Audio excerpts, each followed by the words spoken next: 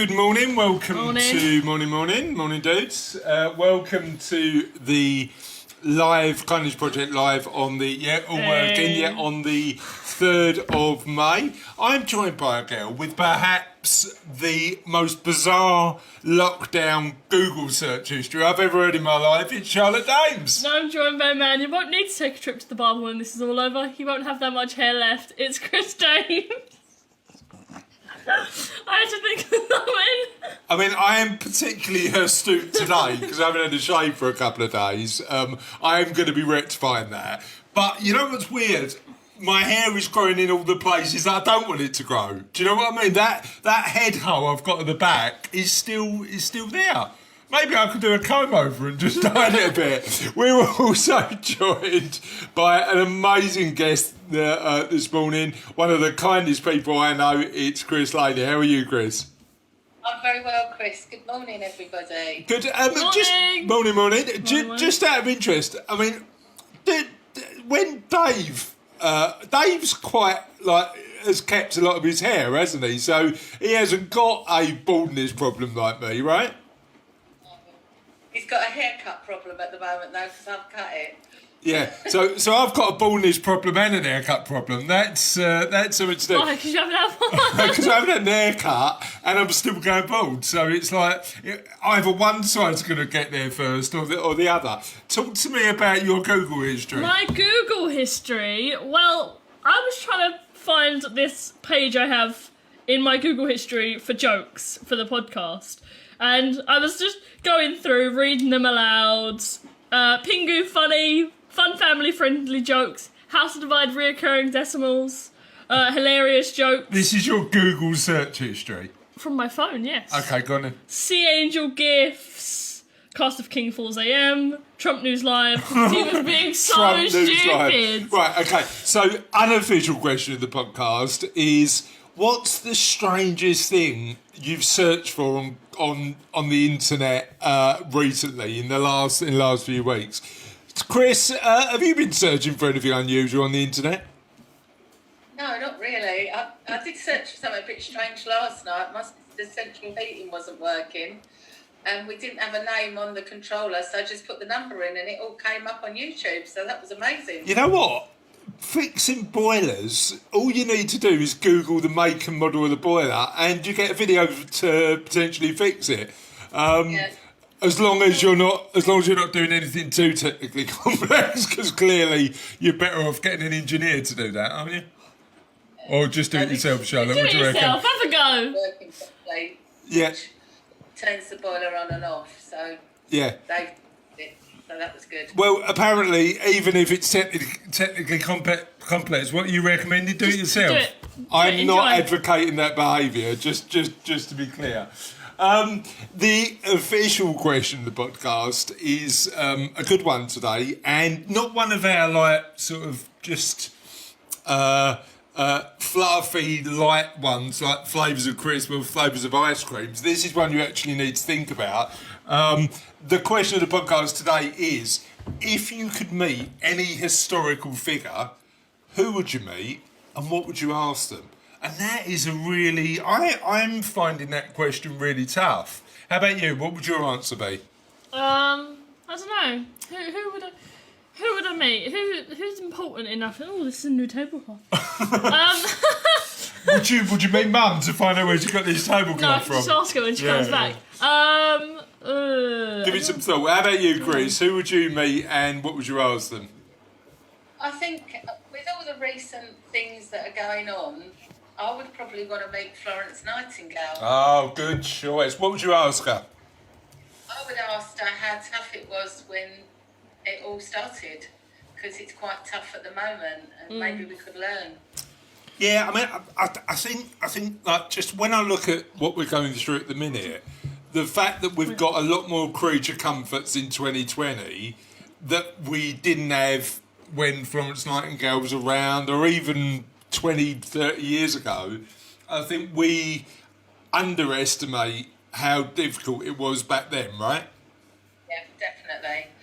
So I think it might put some sort of perspective on what we're going through. Yeah, no, great answer to that. I know too many strange facts about Florence Nightingale. What do you know about Florence Nightingale? So I already waved to those people. Oh, right, okay. That was just earlier. So like, people often found her difficult to work with. Yeah. She was highly religious. Okay. She wasn't a person of like scientific belief. Okay. But the reason she did all the cleaning and stuff was because she believed in like miasma, and she believed that if you clean stuff, the smell would go away, and that's why she did it, not because she believed in the theory of the germ theory, Okay. or the theory of spontaneous generation. But spontaneous generation was debunked around that time. She also almost married a gay porn collector, and she That is a weird fact. she used to send letters flirting to the younger nurses. Did she? Oh, right, okay. I've learned a lot more about Florence Nightingale than I did. You know what? Weirdly, my question to Florence Nightingale might not be how she coped.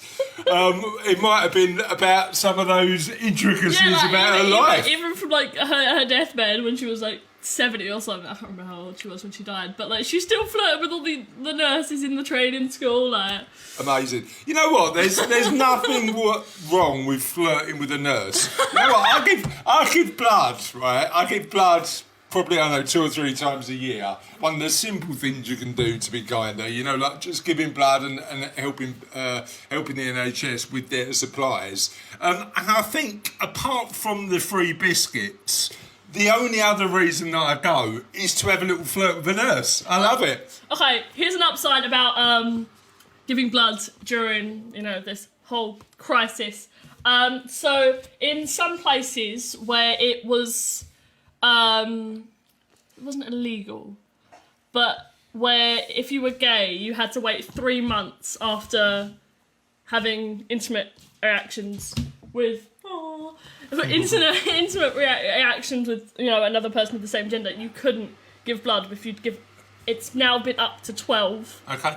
So because of the crisis, and I saw someone on the news report that was on. Someone put the coronavirus is beating homophobia. The coronavirus is helping homophobia. Yeah, it's all good. Have you? What's your opinion about flirting with nurses, Chris? Have you been guilty of that? Well, probably more doctors for me. Look, whatever medical professional. Yeah, I would definitely flirt with them. You might get better attention. Yeah, whatever. Look, Let's go and let the talk. whatever medical professional floats your boat. Do you know what I mean? Nurses, doctors. It's captains that float boats. True. Hello to Sarah. Hello to Russ. Hello to Desmond. Morning, dudes. Morning, Desmond. Morning, Alan. Morning, Tina. Morning, Alan again. We're popular with Alans this morning, which is good. Morning, Jane. Morning, Trev. Morning, Lorraine. Thanks for watching, Lisa. Morning. Morning to Danny, and morning to Roberta and Sarah. Really appreciate you joining us on this bright Sunday morning. So, question of the podcast again is what historical figure would you like to meet, and what question would you actually ask them? Can you let people know where they can tell us? Right, so if you're watching this currently, welcome, you're on our Facebook. Well done, guys. No sarcasm intended, I know that came off kind of sarcastic, so sorry. But if you're not, just search the Kindness Project podcast and it should be the first one that comes up, although our internet is being kind of slow today. I don't know where that's going, but you know what. On Twitter, we are at Ola Kindness, and I don't know who mans our Twitter, but I assume it's the same person who does everything. Russ, I think. Yeah. We have an Instagram. I think it's the Kindness Project, but you know what? We don't post frequently on there, so but you can find every single episode from every single podcast we've ever done, and we're up to about 120 now. On the Kindness Project website, www.thekindnessproject.co.uk. Audio downloads have gone through the roof, so we're getting about... Because people are bored, aren't they?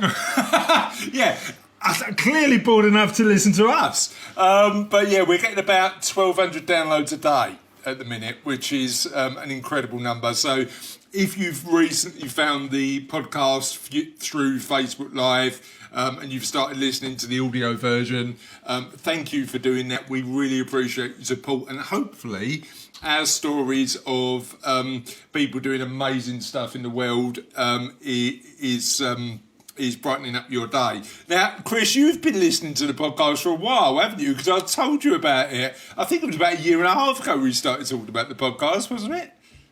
Yeah, it was a long time ago, Chris. Yeah. I think I was interviewed a very long time ago. Well, when you first started. Well, I mean, we've been running the podcast now every single week for two and a bit years. You say that like we actually do one of these every single week and don't backlog stuff. Yeah, we just get together like once every couple of weeks and just record loads, don't yeah. we? Yeah. So apart from on lockdown, where we're recording live. 3 times a week. Yeah.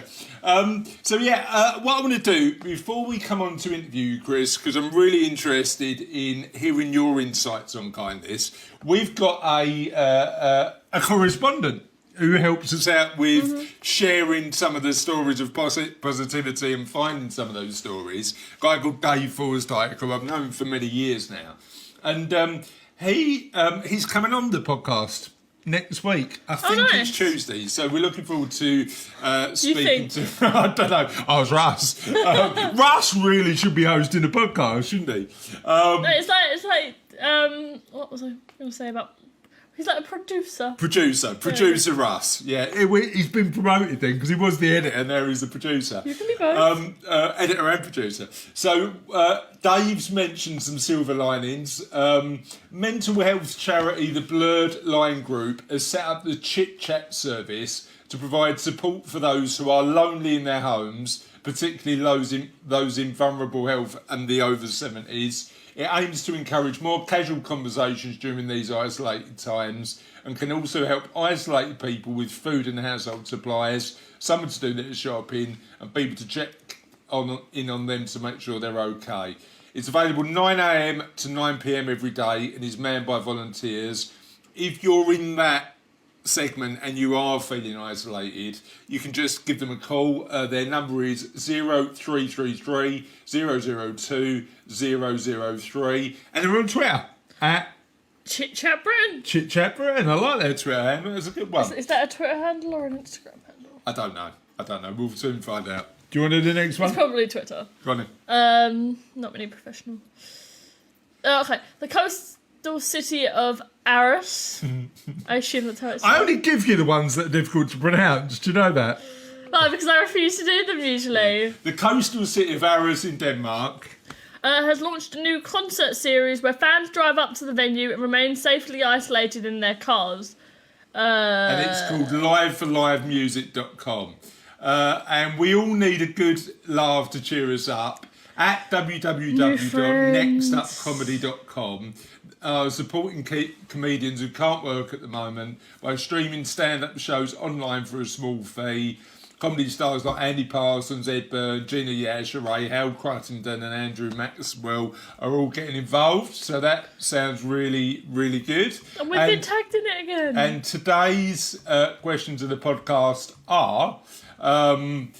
today's silver linings are staying at home is encouraging bands and musicians all over the world to entertain us online. New lockdown versions of old songs are appearing and making us smile.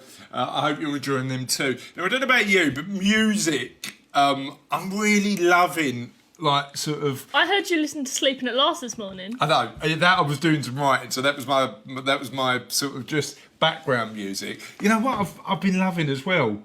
Weirdly, because I've been writing over the next couple of days for the Kindness Project book, out, don't know when, probably in a couple of years.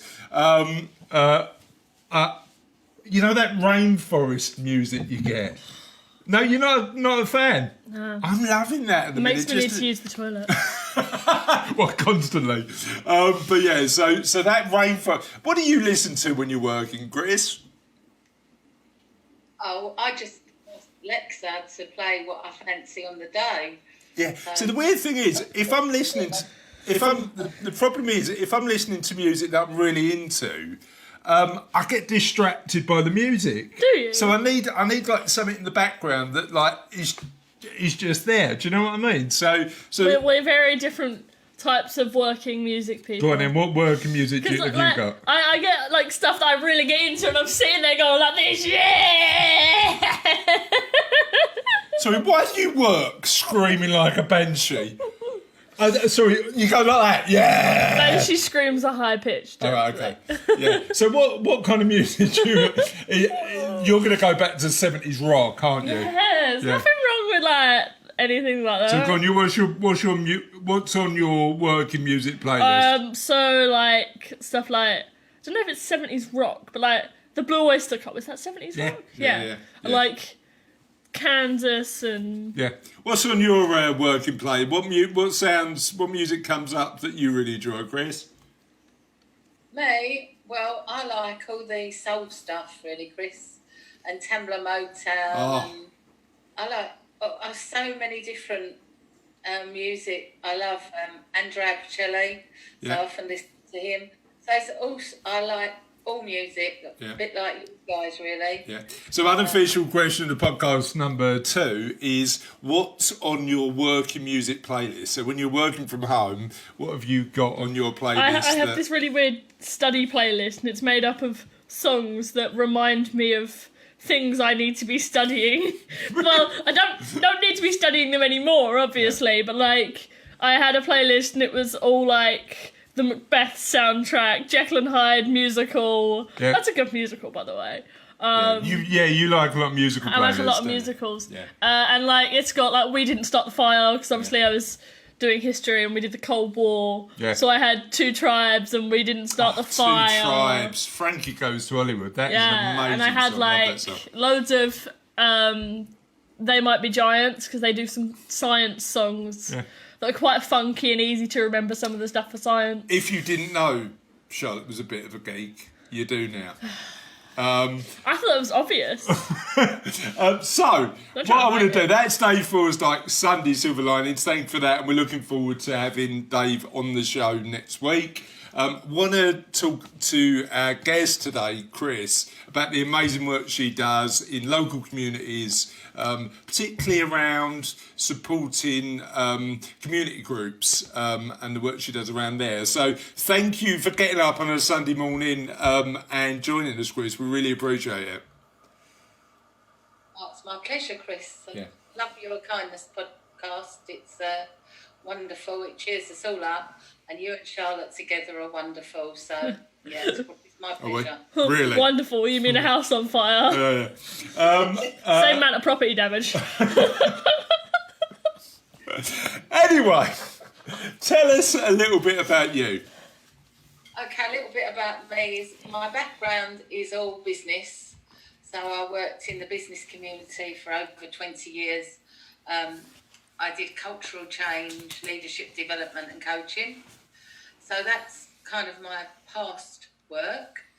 And then I decided that I wanted to work with people that maybe needed help, or, you know, people that couldn't afford maybe to have classes and workshops and things like that. So I started to look for funding, and it sort of snowballed, really. We did a project for ladies in recovery of drug and alcohol. Okay. Then we did another project where we worked with ladies that needed some self-esteem. So we did self-esteem classes, and we did all sorts of stuff. But my very first project was a reminiscence project that I did for the council.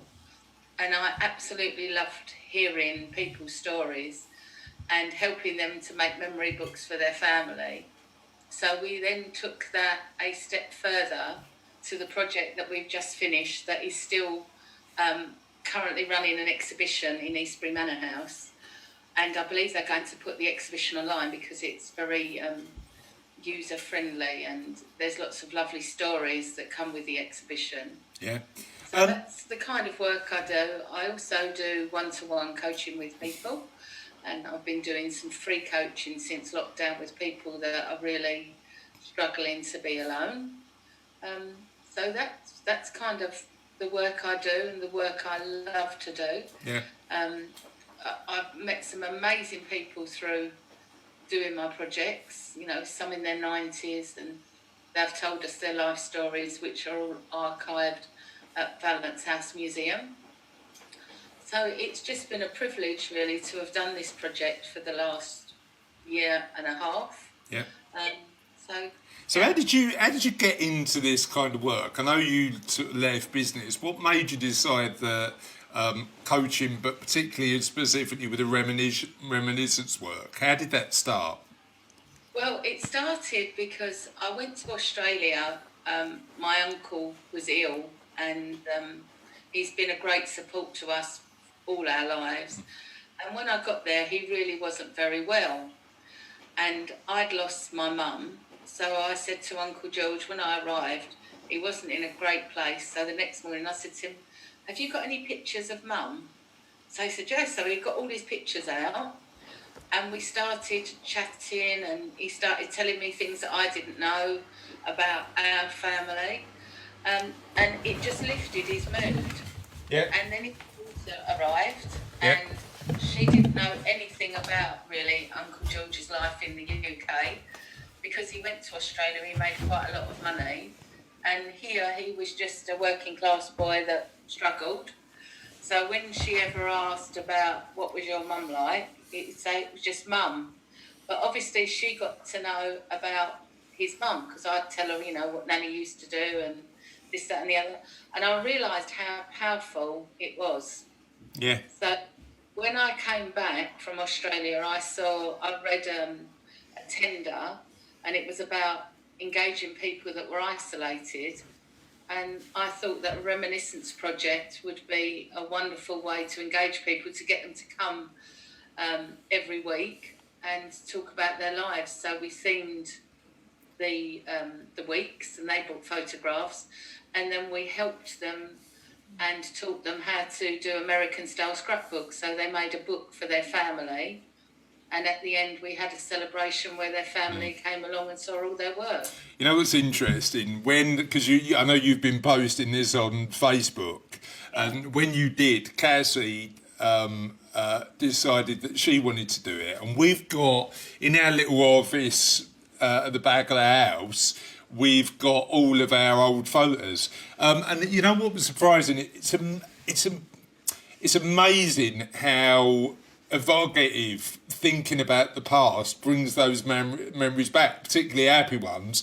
It also reminded me that I had some really bad suits when I was 20. I You was should like see super some of the bad. pictures I keep for myself. What do you of who? Of me? For us. I have this one where we went ice skating and I fell over and you were just kind of there standing over me while I'm on the floor.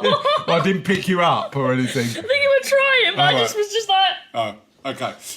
So it's in, like those photos are particularly powerful. But what's interesting is the things that bring back memories, because it's not only certainly it's the stories we tell, but also like it can be weird sounds. So Sophie found this website the other day called the Museum of Endangered Sounds. So like the sort of sounds we don't hear anymore. Now I'm an 80s kid, so for me like sort of Space Invaders is one of those sounds that brings back memories. And there was a little machine, I don't know if you remember this, Chris, from the 80s, called a Speak and Spell.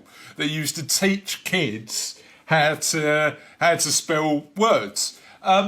Just the sound of that when it turned on just took me back to when I was like 8 or 9 again. It's that remembering sounds and looking at pictures is really powerful, right? Do you use sounds in the work you do as well? No, we just use people's voices that when they tell their stories. That's what our exhibition's about. Yeah. It's about people telling their stories in their own words, not change. And it's really interesting when you hear what they have to say, because it's a lot of stuff that we just take for granted. But what did provoke a lot of conversation in the last groups that we did, we had this wonderful lady and she baked. Okay. So she made cakes every week for us. And the smell of her cakes reminded me of my grandma, and that reminded the people in the room of lots of times that they'd had, especially bread pudding and things like that. So she made all the old favourites that we don't actually have anymore. Yeah. And it made me think about baking. So while we've been in lockdown, I've been actually doing a bit of baking. You know what? So smell is really, really strong reminders to people. Yeah, definitely. Talk to me a bit about how reminiscence makes us happier. Now, reminiscence can make us happy, and it can sometimes bring back memories that are not so happy. So reminiscence, I think, for me, is a really powerful tool. So when I put the pictures on Facebook, they were of my family and my friends, and they shared them with their family and friends, and it created a lot of chat about, I didn't realise that you had straight hair when you were in the 1980s and things like that. It's a really powerful way of engaging at a really light, lovely level. Yeah. And I think at the moment there's so much gloom that actually if you get all your old photos out and you start to share them with people that they mean something to, it creates a lot of chat and a lot of happiness. Yeah. And that's why I started to get my pictures out, because I thought, I'm in lockdown and actually I do all this stuff with everyone else's pictures. But you don't do it with yourself, So, and I talked to Cassie about it, and she's been putting pictures on, which have been really powerful. She has. So, the power of reminiscence is huge. And also with the crafting side of it, so if you decide to put them in a book, it's very therapeutic because you're sitting, you're relaxing, you're deciding what to do with your picture. So I have been sort of delivering a bit of resource to people that are stuck indoors, that have been through the project, so they can add to their books. So it's sort of giving them something to do as well. And not one that I'd included in your questions list, but just one out of interest, because you've got a coaching background. Help me understand how that's helping both you and others in the current situation, and any practical tips you can share with people to help them cope with what's going on currently. I think the biggest tip I would give is not looking at what we can't do or what we usually do, but looking at what we can do and how that could also help others. So we get caught up in our heads thinking about, I should be doing this, I should be doing that, but I can't go out, I can't go here, I can't see this person. And instead of actually really getting caught up in our heads around what we can't do, what can we do and how can we change what we do? So we can often make a change and it won't be the same, but it could be as powerful. That's kind of how I look at this lockdown for me. Yeah, no, absolutely. It's that focus on doing things that are like sort of, yes, there are things that we can't do now, but there's plenty that actually we've got a bit more time to do. And certainly for us, doing the Kindness Project live's been one of those changes, haven't it? And it's been quite good fun doing it live. Talk to me a little bit about the project you did for Eastbury Manor, because I visited, and it was amazing to see not only the people whose stories you told, their experiencing sort of those memories, but also how you sort of merged the sounds and the stories and the photos. Tell me a little bit about what the reaction was to that. So the reaction was actually much. I thought it would be a great project, but it was a really, really great project. And we actually merged young and old people as well. So we worked with the school, but none of that was displayed, or the pictures of the children, because we weren't allowed to do that, obviously, through the school. But that was really powerful because they actually came to our celebration weeks, the children, and spoke to the older people about their projects. Which was wonderful. And I think the thing that we did, which we didn't imagine we would do, is we reunited some family members Okay. that had not seen one another for over 20 years. And it was one lady that was in her 90s and her cousin who was in his late 70s. So that was quite amazing, really. And the gentleman that we reunited, we did at home. And I was just telling the ladies in the group that I'd interviewed this amazing man who had a British Empire medal. And this lady perked up and said, Iris perked up and said, his name's not Fred, is it? And I said, yes. He's my cousin. I've been wondering about him. So we got him to come to the launch of the exhibition. And she was there as well. And we united them, which was wonderful. Oh, I love that a lot story. of things happened that I didn't imagine would happen. There's some great friendships come out of it.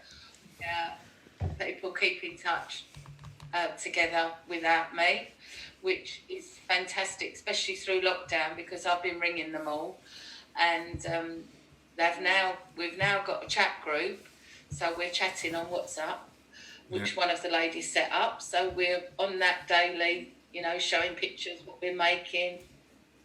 It got people also interested in craft again.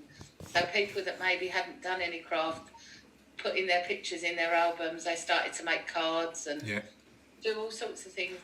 And I think the power of seeing the pictures just as they were, back in the day, for young people that live in that area now, has been amazing. And I go to the house every other Thursday, and when I'm there, often people ask me about the exhibition, and I talk them through it. Yeah. So it exceeded my expectation, and I think everyone else. And it was supposed to come out in September, and the house have kept it.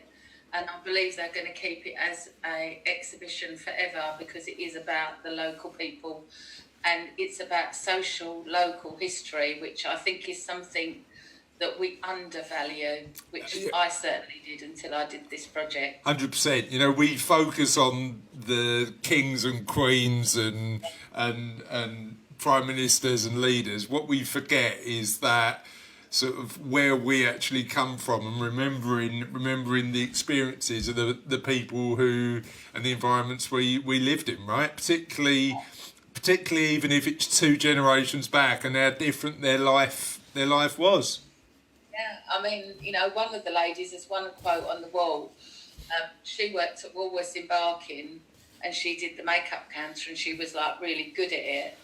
And when Basildon store was opening, they asked her to go there, and she said, I didn't know if I needed a passport. Further than Eastham. Yeah.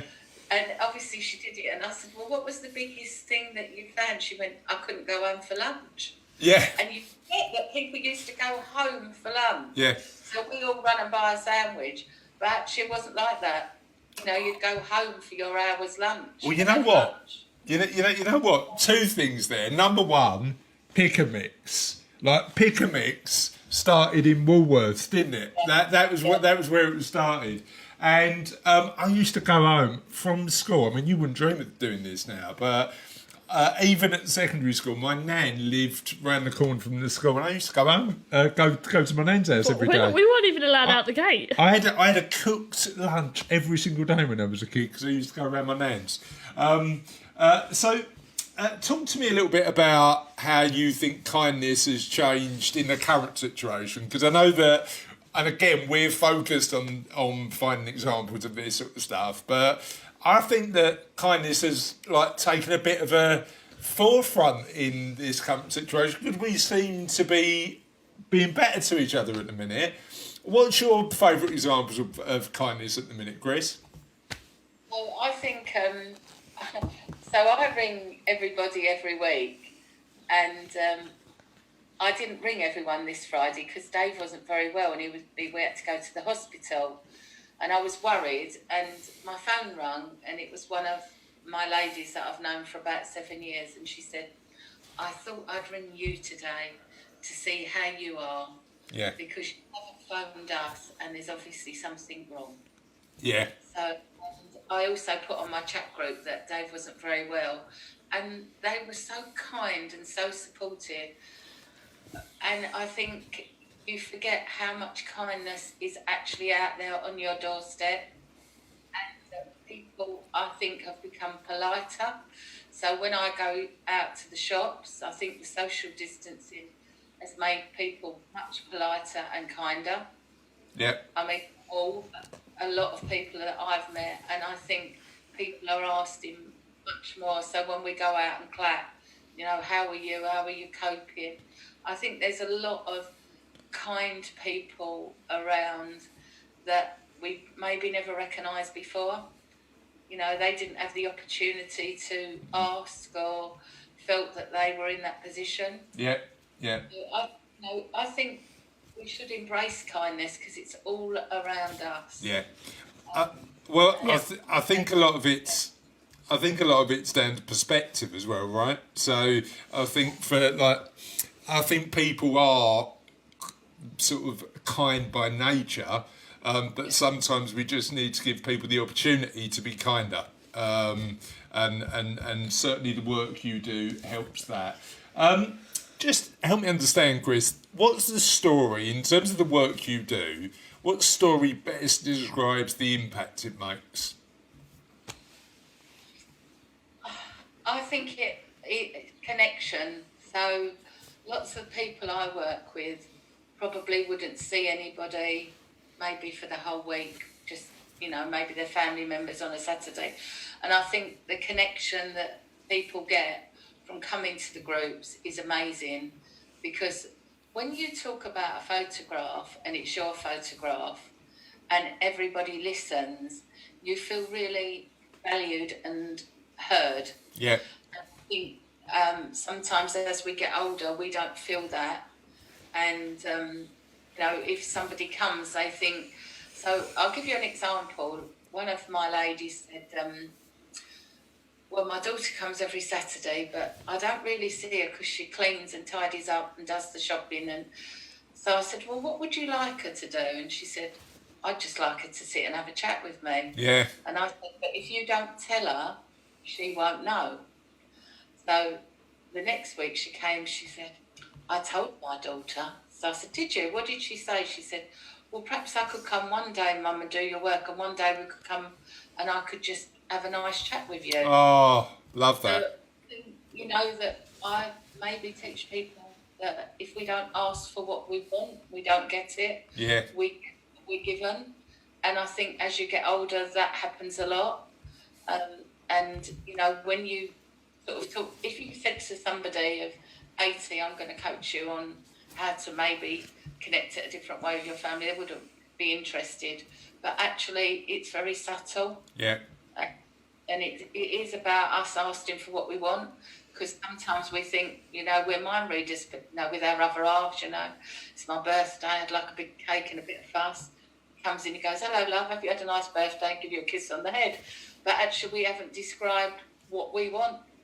Yeah. We expect people to read our minds, don't we? Yeah, I think that's a really fair point, and I think you're right. It's interesting where currently we've got a bit more time on our hands. That busyness thing, always keeping busy, is less of a focus, and maybe that's why we're seeing people be a bit kinder to each other, because they're spending a bit more time connecting and engaging. And I love that story because the daughter had all the best intentions, didn't she? But she didn't know that was important to her mum.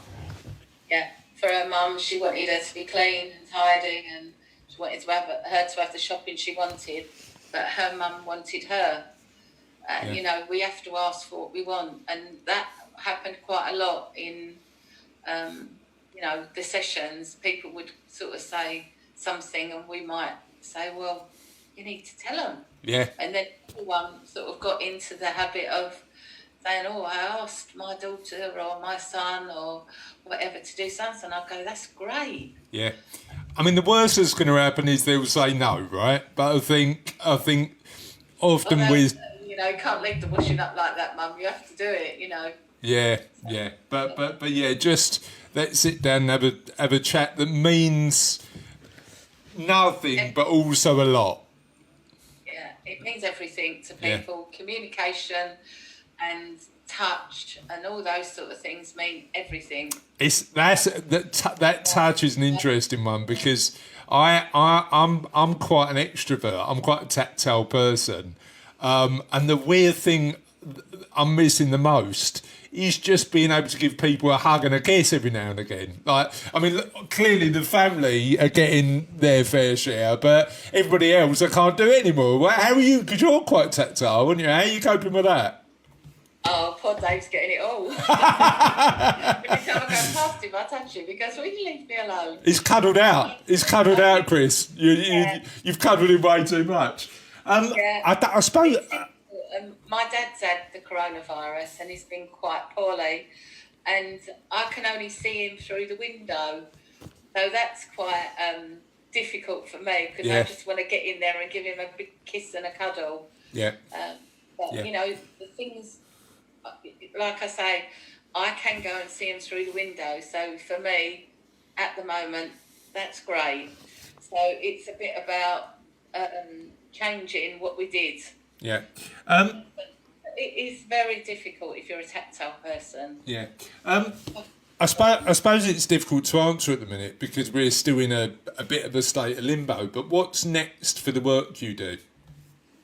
Well, I have got a few ideas, and one of them is that I would like to do a project about lockdown.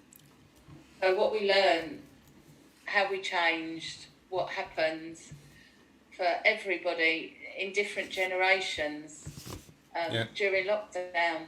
I think that would be a great project, and I think it would be a real bit of social history going forward as well. Yeah, absolutely. I think by the time, maybe if I didn't do it, maybe at the end of this, we might leave it so long that people will forget. It won't be fresh and, you know, what really happened. Yeah. So that's kind of something that I'm looking at. But I am writing a bid to work. The Becontree estate is 100 years old next year. Okay. So I would like to do some form of reminiscence, oral history around that. Because that, you know, Becontree was the biggest council estate ever built. And, you know, it's got lots and lots of wonderful stories and wonderful people. So that is what I'm looking at the moment. Okay. And where can people find out a bit more about you and your work? Well, I have got a website. You can go on there. It's www.positivechangeconsultancy.com, and you can call me and, you know, ask me anything about my work, or if you needed some help with something, especially while we are in lockdown. I'm happy to chat with anybody, or if you know somebody that's in need, then please contact me. I don't know if you give my phone number out, Chris, or would you like me to do that now? Yeah, we can. What we'll do, Chris, we'll put it on the show notes. We'll get Raz to do it, but we'll make sure that if people do need to get in touch, your contact details are definitely available. And it's really interesting because that question of the podcast that we've got today, you know, who would you speak to in history and what would you ask them? The work that Chris does, the amazing work that Chris does, some of those stories would be lost if it wasn't for the work that Chris does, because we cannot we don't preserve enough stories and learn the lessons from people in the past. So thanks. I mean, that project, if you're in our particular part of East London and you get the opportunity to go to Eastbury House, when we're out of lockdown, can people visit any time? When is Eastbury Manor House in Barking open for people to come and visit? It's open Wednesday, Thursday, Friday and Sundays. But hopefully they're going to put the exhibition online, Chris. They called me on Friday, so I'm going to send them over a load of stuff. And we're going to hopefully put the exhibition online for people to see. Amazing. Watch this space. Cool. So when that happens, let us know and we'll be sure to mention it on the Kindness Project again. So that's all good. What is your... what stories have you got from lockdown at the minute? Have you got anything that... Nah, not really. I'm just sitting, writing, studying. Yeah. Just... What you guys can Charlotte? What am I writing? Yeah. I'm trying to write a book, because I just like writing and I want to publish it. So yeah, you work on your book at the yeah, minute, aren't you? yeah. Okay, so question of the podcast. Should we do some answers? When did you post this?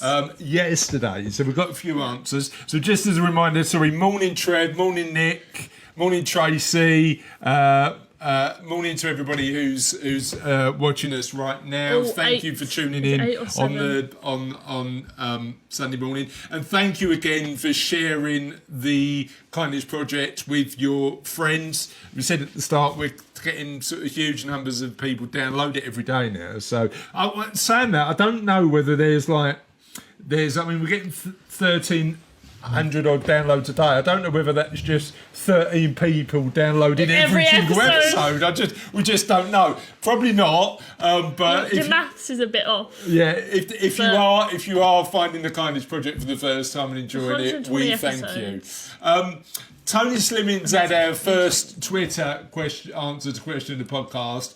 He'd asked Edison, did you really fail 1,000 times before inventing the light bulb? And if so, what kept you going through all those failures? I think Tony said, I think many people stop digging 5 feet from the gold mine till they reach success after years of hard work and miss out on the success because they just give up too soon. I think that's a good lesson to learn. Apart from Florence Nightingale, who would you like to speak to in history, Chris? Apart from Florence Nightingale, there's so many people really. I'd like to speak to Gandhi. That would be a good one. Okay, and what would you ask Gandhi? I think a bit about enlightenment. Okay. From his point of view, because I think it would probably be quite different to what we hear now. So I don't know. Yeah. And have you thought of an answer yet, Charlotte? I don't know. What does it mean to you? I was thinking maybe someone involved with the starting of the NHS, like Clement Attlee or Nye Bevan. And what would you ask them? I'd probably ask Nye Bevan how much he paid the doctors, because there's a famous quote about him stuffing their mouths with gold to get them to work for the NHS. Right, okay, so how much...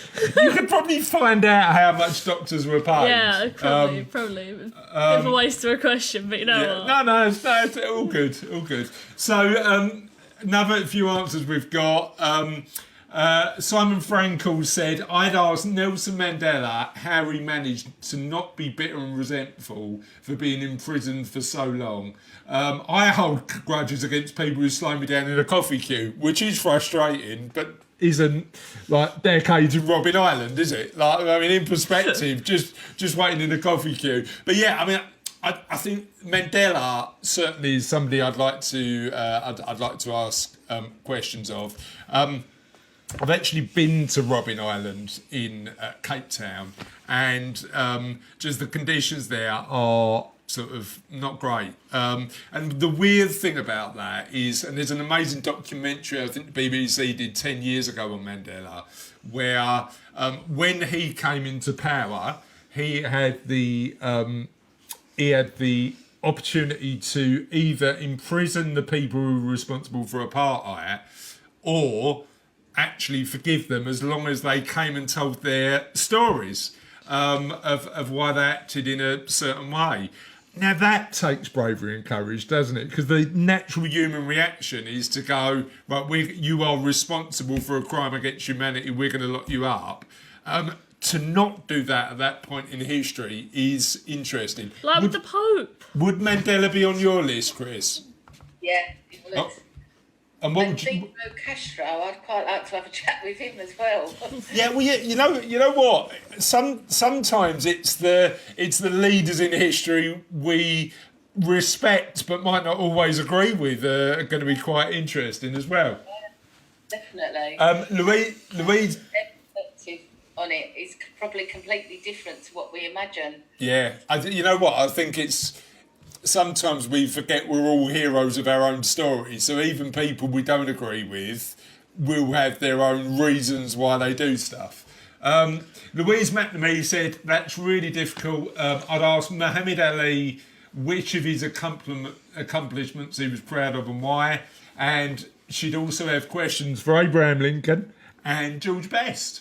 Danny Willis said, I'd ask Martin Luther King how he found the courage to do what he did.